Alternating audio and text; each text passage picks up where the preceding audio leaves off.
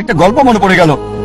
একসময় একজন ফেরেশতা এসে এক লোককে বলল, আমি তোমার উপর খুশি, তুমি যা চাইবে আমি তোমাকে তাই দেব, তবে একটা শর্ত, যা তুমি চাইবে আমি তোমাকে সব দেবো, তবে তোমার প্রতিবেশীকে দেবো তার দ্বিগুণ। লোকটা বলল, একটা রোলেক্স ঘড়ি আমার চাই। ফেরেশতা তাকে রোলেক্স ঘড়ি দিয়ে দিল। প্রতিবেশী দুটো রোলেক্স ঘড়ি পেল। লোকটি বলল, একটা মার্সিডিজ গাড়ি আমার চাই। ফেরেশতা তাকে মার্সিডিজ গাড়ি দিল। প্রতিবেশীকে দুটো মার্সিডিজ দিল।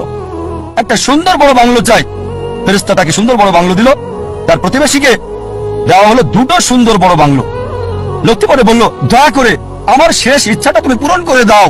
কি সেটা? আমার একটা চোখ তুমি নষ্ট করে দাও, যাতে কিছু আমি চোখে না দেখতে পাই। চিন্তা করেন, সে তার নিজের চেয়ে প্রতিবেশীকে নিয়ে বেশি ব্যস্ত। তার জীবন সহজ কিন্তু জটিল সেটা ভাবছে না সে।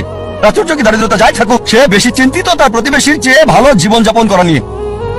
এ কারণেই সে ফেরেশতাকে বলল, আমার একটা চোখ নষ্ট করে দাও, যাতে প্রতিবেশীর দুটো চোখই নষ্ট হয়ে যায়। এভাবে আমরা প্রতিবেশী কেন্দ্রিক। নিজে সুখী কিনা ভাবছে না, দেখতে পারবে কিনা সেটা ব্যাপার না। যেহেতু প্রতিবেশী সম্পূর্ণ অন্ধ হবে, তাই একটা চোখ হারাতে কোনো আপত্তি নাই। প্রতিবেশী কেন্দ্রিক।